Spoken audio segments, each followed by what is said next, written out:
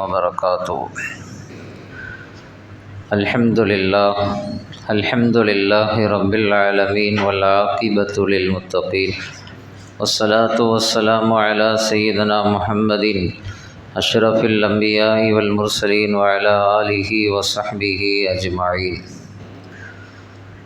அன்பிற்குரிய அல்லாஹுவின் நல்லடியார்களே, அல்லாஹுவின் உதவியால் ரமதான் மாதத்தினுடைய 29வது தராவீஹ் நாம் தொழுதிருக்கிறோம். ஒற்றைப்படை இரவுகளில் 5வது ஒற்றைப்படை இரவு இது. அல்லாஹ் ரப்புல் ஆலமீன் அவனுடைய மேலான கருணையை கொண்டு புனிதமான லைலத்துல் கத்ர் இரவை அடைந்து கொண்ட நல்லோர்கள் கூட்டத்தில் நம்மை எல்லாம் சேர்த்து அருள் புரிவானாக. இதனால் வரைக்கும் இது ரமதானுடைய பகல் பொழுதிலும் இரவு காலங்களிலும் நாம் செய்த எல்லா அமல்களையும் அல்லாஹ் தஆலா ஏற்றுக்கொண்டு அதற்கு சிறந்த நற்கூலிகளை வழங்கி அல்லாஹ் நம்மை கண்ணியப்படுத்துவானாக. அன்பிற்குரியவர்களே, இன்றைக்கு சூராவினுடைய தொடரில் நாம் பார்க்க இருக்கிற ஒரு சூரத்துல் லஹப். தப்பத் யதா அபி லஹபி வதப். முதல்ல இந்த சூராவினுடைய தர்ஜுமாவை நம்ம பார்த்துடலாம். தப்பத் யதா அபி லஹபி வதப். அபூ லஹபினுடைய இரு கரங்களும் நாசமாகட்டுமாக, அவனும் நாசமாகி அழிந்து போகட்டுமாக. மா அக்னா அன்ஹு மாலுஹு வமா கஸப். அவனுடைய செல்வமும் அவன் சேகரித்து வைத்த எதுவும் அவனுக்கு பயன் தரவில்லை. சயஸ்லா நாரன் ஸாத்த லஹப். கொழுந்துவிட்டு எரியக்கூடிய நரகத்தில் அவன் நுழைவான். வம்ரஅத்துஹு ஹம்மாலத்தல் ஹதப். விறகு சுமக்கக்கூடிய அவனுடைய மனைவியோ ஃபி ஜீதிஹா ஹபலும் மிம் மசத். முறுக்கேறிய ஈச்ச மரத்தினுடைய அந்த கயிறு அவளுடைய கழுத்தில் இருக்கிறது என்று அல்லாஹு தஆலா அந்த சூறாவை நமக்கு விவரித்து தருகிறான். இந்த சூரா அபூ லஹபினுடைய விஷயத்திலும் அவனுடைய மனைவியான உம்மு ஜமீலுடைய விஷயத்திலும் இறக்கப்பட்ட ஒரு சூரா. அபூ லஹப் யார்? பெருமானார் ஸல்லல்லாஹு அலைஹி வஸல்லம் அவர்களுடைய சிச்சா, அவருடைய ஸல்லல்லாஹு அலைஹி வஸல்லமுடைய தகப்பனாருடைய தம்பி. உம்மு ஜமீல் பெருமானாருடைய சாச்சி. ஸல்லல்லாஹு அலைஹி வஸல்லம் அவர்களுக்கு அதிகம் தொந்தரவு கொடுத்தவர்களில் முதலாவதாக இருக்கிறது இந்த அபூ லஹப் தான். ஆரம்பத்தில் பெருமானாரின் மீது அளவு கடந்த அன்பு. நமக்கு தெரியும், ஸல்லல்லாஹு அலைஹி வஸல்லம் அவர்கள் பிறந்து விட்டார்கள் என்ற செய்தியை கேள்விப்பட்ட உடனே அண்ணனுக்கு ஒரு புள்ள பிறந்துருச்சு அப்படின்னு சொல்லி அந்த தகவலை சொல்லி வந்த அடிமை பெண்ணை உரிமை விட்டார் அபூ லஹப். அவ்வளவு ஒரு பிரியம், அன்பு பெருமானார் ஸல்லல்லாஹு அலைஹி வஸல்லம் அவங்க மேலே இருந்துச்சு. ஆனால் எப்போது பெருமானார் ஸல்லல்லாஹு அலைஹி வஸல்லம் அவர்கள் தன்னை நபி என்று பிரகடனப்படுத்தினார்களோ அதற்கு பிறகு அது கோபமாக மாறியது. ஸல்லல்லாஹு அலைஹி வஸல்லம் அவர்களுக்கு அதிகம் தொந்தரவு கொடுக்கக்கூடிய இடத்துல ஃபஸ்ட்டு இடத்துல அபூ லஹப் தான் இருக்கிறான். அதிகம் நோவினை கொடுத்தவர்களில் அபூ லஹப் இருக்கிறான். ஸல்லல்லாஹு அலைஹி வஸல்லம் அவர்கள் எங்கே நின்று தாவா செஞ்சாலும், மக்களுக்கு கலிமாவை பற்றி சொன்னாலும், நீங்கள் இஸ்லாத்தை ஏற்றுக்குங்க, கலிமா சொல்லுங்கள், உங்களுக்கு வெற்றி இருக்கிறது என்று சொன்னாலும் ஸல்லல்லாஹு அலைஹி வஸல்லம் அவங்களுக்கு பின்னால் நின்றுட்டு இவர் பாரம்பரியமான கொள்கையை விட்டுட்டு போயிட்டாரு, இவர் பொய் சொல்கிறாரு, இவர் ஒரு பொய்யர், ஏமாத்துக்காரரு, இவர் பேச்சை கேட்காதீங்க அப்படின்ட்டு சொல்லுவானோ. எங்கெல்லாம் கடை வீதிகளில், தெருக்களில், வீதிகளில், வீடுகளுக்கு முன்னால் ஸல்லல்லாஹு அலைஹி வஸல்லம் அவங்க மக்களுக்கு மத்தியில் இஸ்லாத்தை எடுத்து வைக்கும் பொழுதெல்லாம் பக்கத்தில் நின்று டிஸ்டர்ப் பண்ணுவாங்க.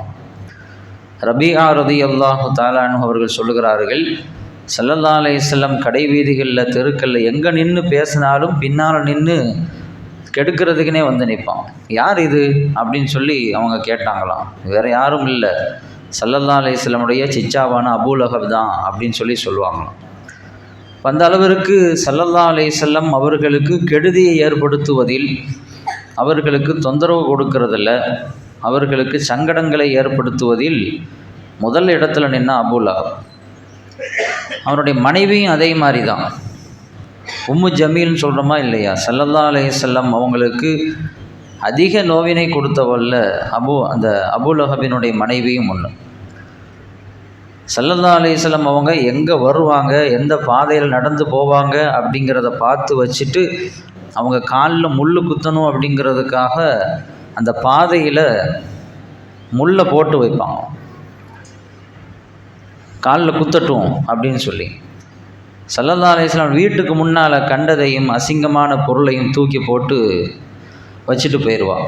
இந்த மாதிரிலாம் ரொம்ப மோசமான கீழ்த்தரமான கேவலமான விஷயங்களை எல்லாம் அபூலஹமும் செய்தான், உம்மு ஜமீலும் செய்தாள்.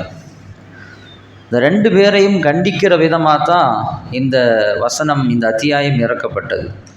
ஸல்லல்லாஹு அலைஹி வஸல்லம் அவங்களுக்கு நபித்துவம் வழங்கப்பட்ட உடனேயே மக்களையெல்லாம் ஒன்று கூட்டி ஒரு குன்றின் மேல் ஒரு உயர்வான இடத்துல நின்றுக்கிட்டு மக்களையெல்லாம் கூப்பிட்டு வச்சு சொன்னாங்க, நான் உங்கள்கிட்ட எந்த மாதிரி நடந்துக்கிட்டேன், என்னை பற்றி உங்கள் அபிப்பிராயம் என்ன அப்படின்னு கேட்டாங்க. நீங்கள் நல்லவர், நீங்கள் நம்பிக்கையானவர், உண்மையானவர், நாணயமானவர் அப்படின்லாம் சொன்னாங்க.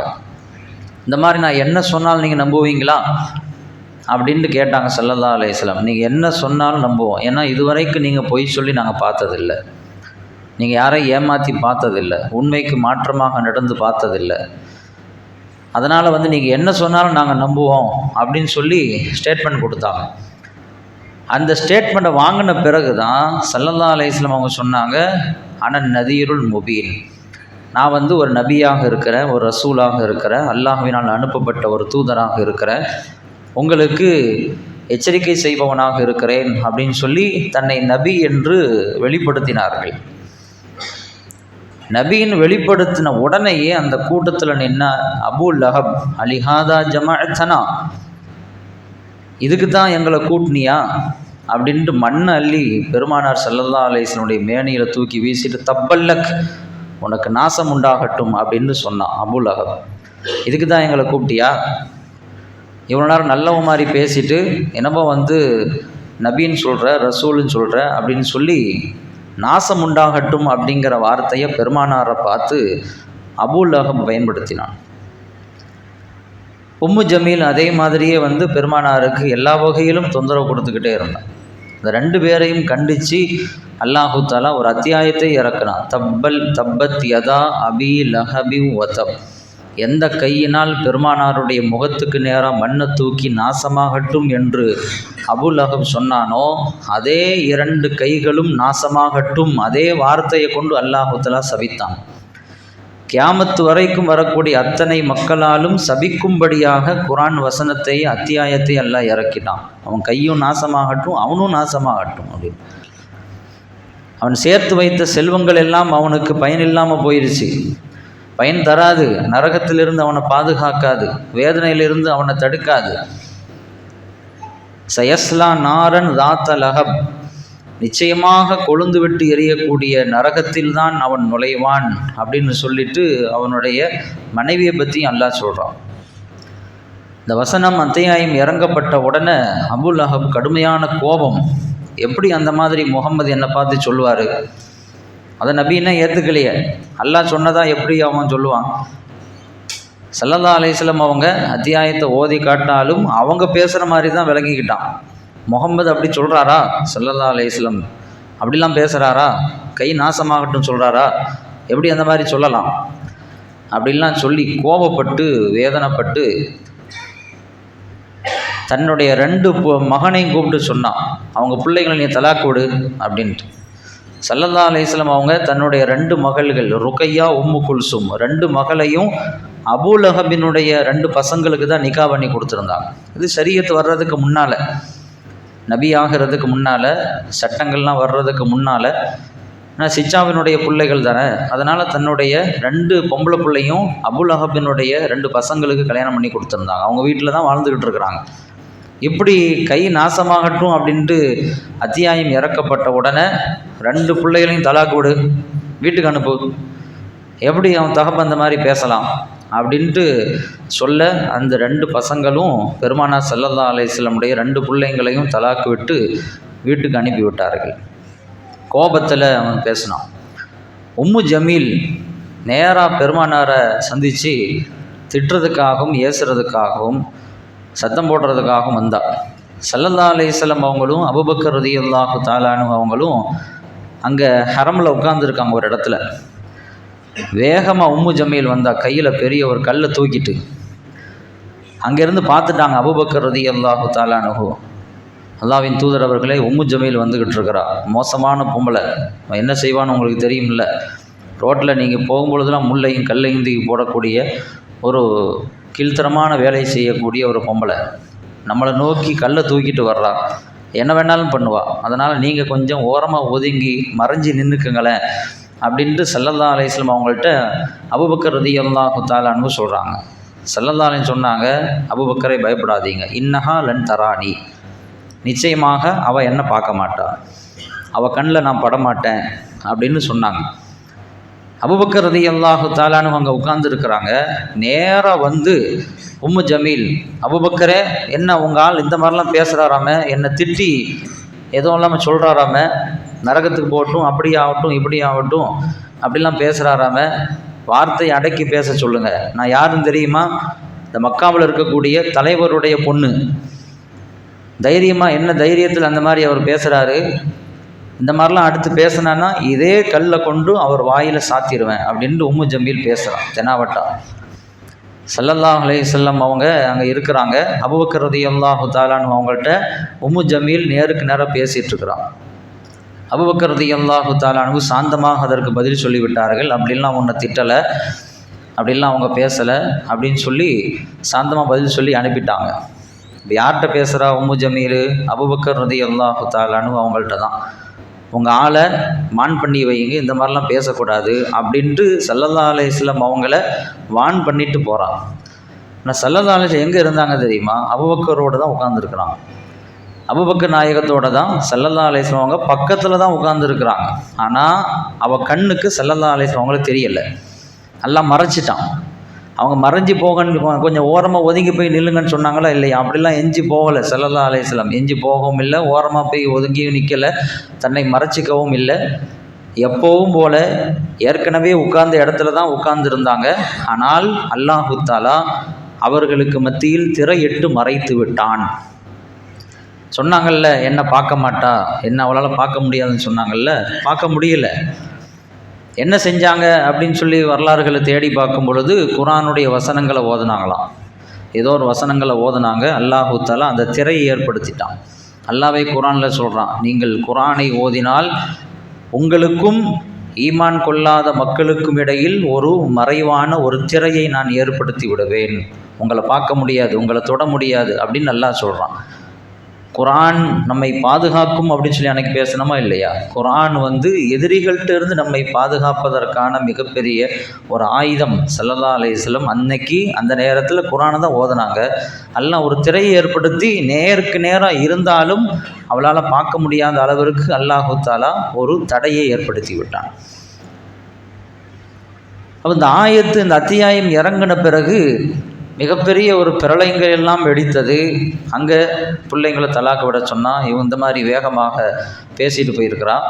ஸல்லல்லாஹு அலைஹி வஸல்லம் அவர்களுக்கு கடுமையான முறையில் தொந்தரவுகளையும் இன்னல்களையும் கொடுத்து தகாத வார்த்தைகளை எல்லாம் சொல்லி சாபமிடக்கூடிய வார்த்தைகளை எல்லாம் பெருமானாரின் மீது அவர்கள் பயன்படுத்திய காரணத்தால் ஸல்லல்லாஹு அலைஹி வஸல்லம் அவர்கள் மீது பேரன்பு கொண்ட அல்லாஹ் ரப்புல் ஆலமீன் அவர்களை இந்த உலகமே சபிக்கும் விதமாக அல்லாஹு தஆலா அத்தியாயத்தை இறக்கி கியாமத் வரைக்கும் வரக்கூடிய அத்தனை பேரும் இதை ஓதுறாங்க. ஓதும் பொழுதெல்லாம் அந்த சாபம் அபூ லஹபுக்கும் அவனுடைய மனைவியான உம்மு ஜமீலுக்கும் போய்கிட்டு தான் இருக்கும். இந்த அத்தியாயத்தோடு அவங்களுடைய நிலை முடியலை. அவங்களுடைய முடிவு மிக மிக மோசமானதாக இருந்துச்சு. நமக்கு வரலாறு தெரியும், அபூ லஹப் எப்படி மௌத்தானா அப்படிங்கிறதெல்லாம் நமக்கு வரலாறு படிச்சிருப்பீங்க. ஸல்லல்லாஹு அலைஹி வஸல்லம் அவங்க ஹிஜ்ரத் செஞ்சு மதீனாவுக்கு வந்துட்டாங்க. பத்ர் போர்க்களம் நடக்குது.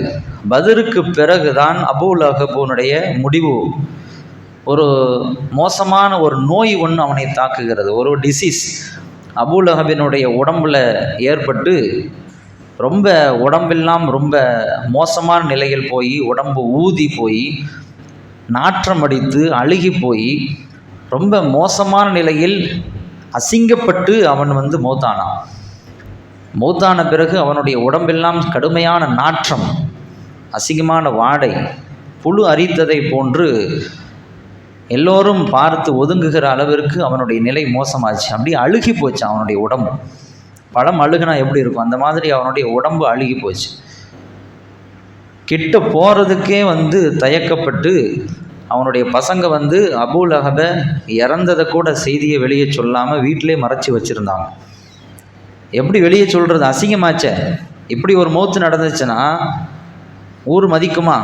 அதனால் இதை மறைக்க அந்த மௌத்தையே மறைச்சி வீட்டில் ஓரமாக போட்டு வச்சுருந்தாங்க. கிட்ட தொடவும் இல்லை, போகவும் இல்லை. ஒரு கட்டத்தில் ஊரே நாற்றம் அடித்து என்னாச்சு ஏதாச்சுன்னு பார்த்து அதுக்கு பிறகு ஊர்லாம் திட்டிச்சான். அந்த மாதிரி செத்த பெண்ணத்தை வீட்டில் போட்டு வச்சுருக்கீங்களா, அடக்கம் பண்ண வேண்டாமா, நாத்தம் தாங்க முடியல அப்படின்னு சொன்ன பிறகு தான் அடக்கம் பண்ணுறதுக்கான வேலையில் இறங்குனாங்களாம். ஆனால் எப்படி அடக்கம் பண்ணுறது, கிட்ட போகிறதுக்கே யோசிக்கிறாங்க. ஊர் இல்லை, அவன் பசங்களே கிட்ட போக முடியல, அவ்வளோ நாற்றம், உடம்பெல்லாம் அரித்து போய் இருக்கிறது, கெட்ட வாடை, கிட்ட யாருமே தொடலையாம், குளிப்பாட்டலை, கஃன் செய்யலை, எதுவுமே பண்ணலை. எப்படி கொண்டு அடக்கம் செய்கிறது, எப்படி தூக்குறது? கடைசியில் என்ன செஞ்சாங்கன்னா ஒரு பெரிய குச்சியை வச்சு அந்த உடலை உருட்டிக்கிட்டே போனாங்களாம். தொட முடியல, கிட்ட போக முடியல, நாத்தம். பெரிய குச்சியை வச்சு அந்த உடலை உருட்டிக்கிட்டே போய் அங்கே ஒரு குழியை தோண்டி உள்ளே போட்டு மண் கூட போடலையாம், கல் அள்ளி போட்டு அப்படியே மூடிட்டு வந்துட்டான். பெருமானார் ஸல்லல்லாஹு அலைஹி வஸல்லம் அவர்களை கை நீட்டி நாசமாகட்டும் என்று பேசிய அவனுக்கு அல்லாஹ் ஏற்படுத்திய முடிவு தான் இது. அவனுடைய மனைவிக்கும் அதே மாதிரி தான் முடிவு மோசமாச்சு. அல்லாஹ்வே அவன் முடிவு எப்படி ஆச்சுன்னு அந்த குர்ஆன் வசனத்திலே அல்லாஹ் சொல்லிட்டான். வம்ராத்துஹு ஹம்மாலத்தல் ஹதப், விறகு சுமக்கக்கூடிய அவளுடைய மனைவி அதாவது முருகிய அந்த ஈச்ச மரத்தினுடைய கயிறு அவருடைய கழுத்தில் இருக்கிறது அப்படின்னு அல்லாஹ் தஆலா சொல்கிறான். விறகு சுமந்துட்டு வருவாளாம், முள் அது இதுன்னு விறகெல்லாம் சுமந்து கட்டி கொண்டு வருவான் போல தெரியுது. அப்படி கொண்டு வரும் பொழுது அந்த மூட்டை அப்படியே பின்னால் வழியை தொங்கி அந்த கயிறு கழுத்தில் மாட்டி இறுக்கி அப்படியே கழுத்து நெரிக்கப்பட்டு செத்து போனாள் என்று வரலாறு நமக்கு சொல்லுகிறது. இந்த அத்தியாயம் நமக்கு உணர்த்தக்கூடிய செய்தி என்ன அப்படின்னு சொன்னால், ஸல்லல்லாஹு அலைஹி வஸல்லம் அவர்கள் விஷயத்தில் யாரெல்லாம் கை வைத்தார்களோ, கண்ணிய குறைவாக நடந்தார்களோ, அவர்களுடைய முடிவெல்லாம் மிக மோசமானதாகத்தான் இருக்கும் அப்படிங்கிற ஒரு எச்சரிக்கையை இந்த அத்தியாயம் நமக்கு சொல்லுகிறது. ஸல்லல்லாஹு அலைஹி வஸல்லம் அவங்களுடைய விஷயத்தில் அவ்வளவு கவனமாக எச்சரிக்கையாக நடக்கணும். இந்த 2 பேருடைய முடிவு மட்டுமல்ல, பல பேருடைய முடிவு இந்த மாதிரி தான் நடந்துச்சு. அதற்கு எவ்வளோ உதாரணங்களை சொல்லலாம்.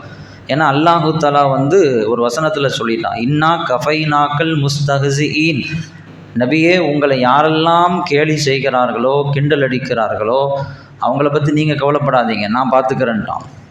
அல்லாஹ் அவன் பார்த்துக்கிறேன்னு சொல்லிட்டான். அந்த வசனத்திற்கு விளக்கத்தை சொல்லுகிற பொழுது குறிப்பிட்ட ஒரு 5 பேரை அல்லாஹு தஆலா சுட்டி காட்டி சொல்கிறானா. அந்த 5 பேரும் ஸல்லல்லாஹு அலைஹி வஸல்லம் அவங்க விஷயத்தில் தலையிட்டவங்க, மூக்கு நுழைச்சவங்க, தேவையில்லாத வார்த்தைகளை விட்டவங்க, நோவினை கொடுத்தவங்க, மனசை காயப்படுத்தினவங்க. அந்த 5 பேரையும் குறிவச்சு அல்லாஹு தஆலா ஒவ்வொரு விதமாகவும் அவர்களுடைய முடிவை மிக மோசமாக அமைத்தான் என்று வரலாறு பதிவு செய்திருக்கிறது. ஸல்லல்லாஹு அலைஹி வஸல்லம் அவங்க விஷயத்தில் அவ்வளவு கவனமாக நாம் இருக்க வேண்டும். அவங்க விஷயத்தில் மட்டுமல்ல, அவங்கள் தொடர்பான அவர்கள் சம்பந்தப்பட்ட எந்த விஷயத்திலும் நாம் தேவையில்லாத அனாவசியமான வார்த்தைகளை, கவனக்குறைவான வார்த்தைகளை நாம் பேசிவிடக்கூடாது, சொல்லிவிடக்கூடாது. ரொம்ப மிகுந்த எச்சரிக்கையாக இருக்கணும். அல்லாஹ் திரும்ப திரும்ப பல இடங்களில் ஸல்லல்லாஹு அலைஹி வஸல்லம் அவங்கள்ட்ட நீங்கள் எப்படி நடக்கணும் அப்படிங்கிறத தெளிவாக குர்ஆனில் பதிவு செய்கிறான்.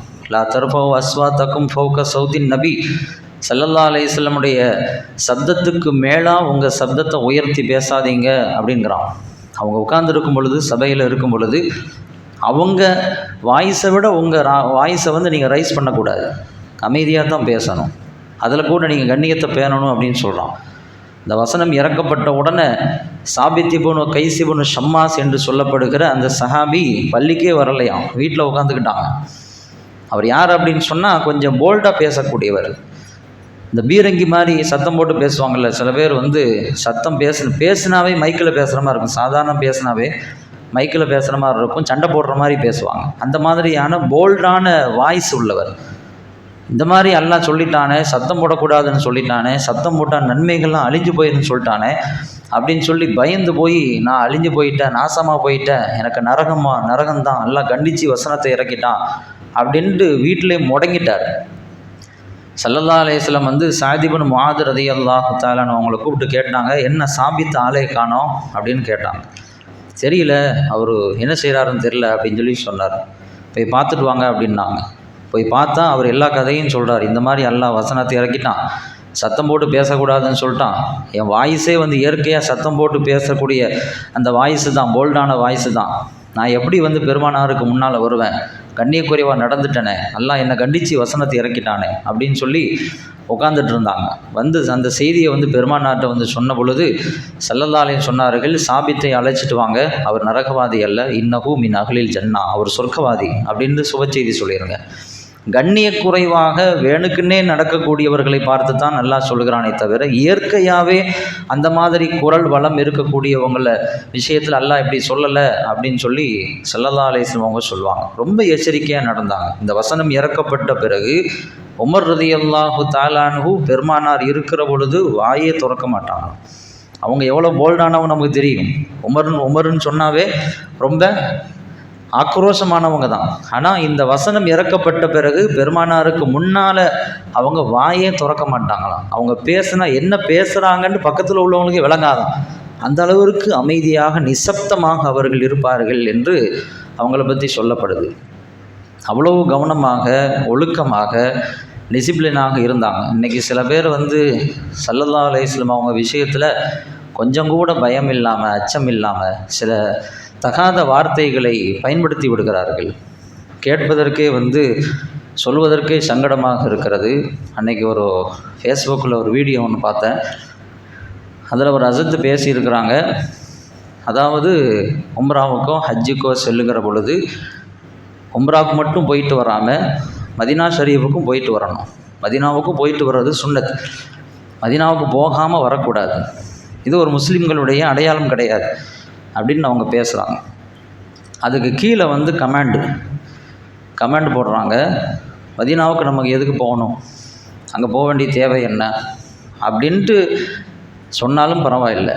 அதில் ஒருத்தன் பேசுகிறான், அந்த சுடுகாடுக்கு நம்ம எதுக்கு போகணும், நவுதுபில்லா, மதீனாவை வந்து சுடுகாடுங்கிறான். ஏன்னா அவங்க மூத்தாயிட்டாங்க, அடக்கம் பண்ணிட்டாங்க, அதுக்கு பிறகு அந்த இடத்துக்கு நாம் போய் என்ன செய்ய போகிறோம், அந்த சுடுகாடுக்கு நாம் எதுக்கு போகணும் சொல்கிறதுக்கே நாவு வந்து வரமாட்டேங்குது. எவ்வளோ ஒரு தடித்த வார்த்தைகளை பயன்படுத்துகிறோம் பாருங்கள். காஃபிர்லாம் கிடையாது, முஸ்லீம் தான் சொன்னது, முஸ்லீம் தான். ஏதோ ஒரு மோசமான வெளிகட்ட கூட்டத்தில் இருக்கக்கூடியவன் போல தெரியுது. அல்லாஹு தாலா மதீனாவை வந்து ஆரம்பத்தில் அதுக்கு பேரை வந்து எஸ்ரிப்னு வச்சுருந்தான். மதீனாவுக்கு வந்து முதல்ல பேர் என்ன, எஸ்ரிப். ஸல்லல்லாஹு அலைஹி வஸல்லம் அவங்களுக்கு அந்த பேர் பிடிக்கல. எஸ்ரிப் அப்படின்னு சொன்னால் பழிவாங்குதல் அப்படின்னு அர்த்தம் வருது. அது ஏதோ அந்த ஊரில் வந்து முதலாக வசித்த ஒருத்தருடைய பேர் எஸ்ரிப். அதை வச்சு அந்த மதீனாவுக்கு எஸ்ரிப்னு பேர் இருந்துச்சு. அது பழிவாங்குதல், குற்றம் பிடிக்குதல் அப்படிங்கிற அர்த்தம் இருக்கிறதுனால ஸல்லல்லாஹு அலைஹி வஸல்லம் அவங்களுக்கு அந்த பேர் பிடிக்கலன்னு சொல்லி அந்த பேரையே எல்லாம் மாற்றி மதீனான்னு மாற்றினான். மதீனான்னு சொல்லுங்கள் அல்லது தாபான்னு சொல்லுங்கள், தாபான்னா பரிசுத்தமான பூமின்னு சொல்லுங்கள் அப்படின்ட்டு ஸல்லல்லாஹு அலைஹி வஸல்லம் அவங்க இனிமேல் யார் எஸ்ரிப்ங்கிற வார்த்தையை பயன்படுத்தக்கூடாது, மதீனான் தான் சொல்லணும், பட்டணம் தான் சொல்லணும், ஊருன்னு தான் சொல்லணும் அப்படின்னு அந்த பேரையே எல்லாம் மாற்றினான். இந்த மாதிரி சுடுகாடுன்னு சொல்கிறதுக்கு எப்படி வார்த்தைகள் வந்துச்சு அப்படின்னு தெரியல, எப்படி அந்த ஈமான் இடம் கொடுக்குது அப்படிங்கிறது தெரியலை. உலகத்திலேயே மிகச்சிறந்த இடம் மதீனா தான். மக்கா சிறந்ததா மதினா சிறந்ததா அப்படின்னு கேட்டால் மதினா தான் சிறந்தது என்று இமாம்கள் சொல்வார்கள். மக்காவில் காபத்துல்லா இருக்கலாம், ஆனால் அந்த காபத்துல்லாவுக்கே காரணம் பெருமானார் தான். பெருமானார் இல்லைன்னா காபத்துல்லா கிடையாது, மக்கா கிடையாது, உலகமே கிடையாது. பெருமானாரை கொண்டு தான் இந்த உலகமே எல்லாமே அல்லாஹ் கொடுத்ததே, எல்லாம் உருவாக்கினதே பெருமானாருக்காக தான். அதனால் காபத்துல்லா மக்காவில் இருந்தாலும் கூட மதீனா ஷரீஃப் பெருமானாருடைய உடலை தாங்கி நிற்கிறது. மக்காவில் காபத்துல்லா தான் இருக்குது, மதீனாவில் பெருமானாருடைய புனித உடல் இருக்கிறது. காபத்துல்லாவை விட பெருமானாருடைய உடல் எவ்வளோ புனிதமானது. எனவே மக்காவை விட மதீனாதான் சிறந்தது என்பது தான் அனைத்து உலமாக்களுடைய யோகோபித்த கருத்து. அப்படி இருக்கிற பொழுது அந்த மண்ணை எப்படி இந்த மாதிரி பேசுவதற்கு மனசு வருகிறது அப்படின்னு தெரியலை. மதீனாவினுடைய காற்று கூட தூய்மையானது அப்படின்னு சொல்லப்படுது. மதீனாவில் எந்த விஷயத்தையும் குறை பேசக்கூடாது, அதிருப்தி படக்கூடாது. அங்கே போய் உம்ராக்கு போகும்போது விலை கடையில் ஜாமான் வாங்குமா இல்லையா, ரொம்ப அடித்து விலை பேசக்கூடாதுன்னு உலமாக்கள் சொல்கிறாங்க. ஏன்னா அங்கே அன்சாரிகள் வாழ்ந்த பூமி, ஸல்லல்லாஹு அலைஹி வஸல்லம் அவங்களுக்கு உதவி செய்த அன்சாரிகள் வாழ்ந்த பூமி அப்படிங்கிறதுனால கடையில் பொருட்கள் வாங்கும்போது கூட ரொம்ப குறைச்சி கொஞ்சம் அப்படின்னு சொல்லி ரொம்ப கம்மி பண்ணிலாம் கேட்கக்கூடாது. என்ன சொல்கிறாங்களோ வாங்கிட்டு வரணும். அது அந்த மண்ணுக்கு செய்யக்கூடிய மரியாதை அப்படின்லாம் நமக்கு இமாம்கள் நமக்கு எழுதுகிறாங்க. அவ்வளோ கண்ணியமாக அந்த ஊரை பார்த்து கொண்டு இருக்கிற பொழுது இந்த மாதிரி இஸ்லாமியர்களாக இருக்கக்கூடிய சில தரம் கெட்டவர்கள் இந்த மாதிரி மோசமான கண்ணியமில்லாத வார்த்தைகளை பேசுகிற பொழுது உண்மையிலேயே வருத்தமாக இருக்கிறது, வேதனையாக இருக்கிறது. அல்லாஹ் அவர்களுக்கு இதாயத்தை தரட்டுமாக. ஸல்லல்லாஹு அலைஹி வஸல்லம் அவர்கள் விஷயத்தில் மிக கண்ணியத்தோடு நடந்து கொள்வதற்கு அல்லாஹ் நம் அனைவருக்கும் நம் சந்ததிகள் யாவருக்கும் தௌஃபீக் செய்வானாக. வாஹிரு தஅவானா அல்ஹம்துலில்லாஹி ரப்பில் ஆலமீன். அஸ்ஸலாமு அலைக்கும் வரஹ்மத்துல்லாஹி வபரகாத்துஹு.